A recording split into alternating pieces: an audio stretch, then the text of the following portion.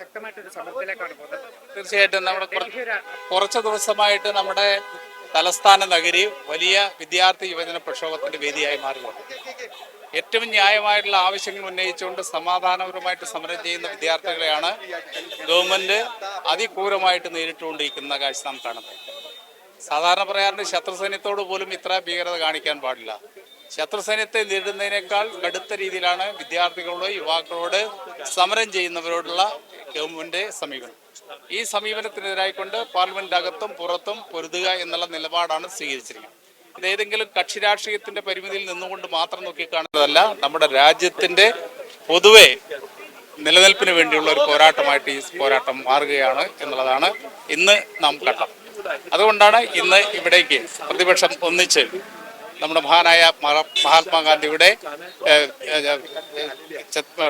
ബലികുടീരത്തിലേക്കുള്ള യാത്ര നടത്താൻ വേണ്ടിയുള്ള തീരുമാനമുണ്ട്. തീർച്ചയായിട്ടും ഇതൊരു വലിയ പോരാട്ടത്തിന്റെ തുടക്കം തന്നെയാണ്. ഈ ഗവൺമെന്റ് നയങ്ങളെ തിരുത്തി കുറിക്കാൻ വേണ്ടിയുള്ള വലിയ പോരാട്ടം നമ്മുടെ രാജ്യം ഏറ്റെടുക്കും.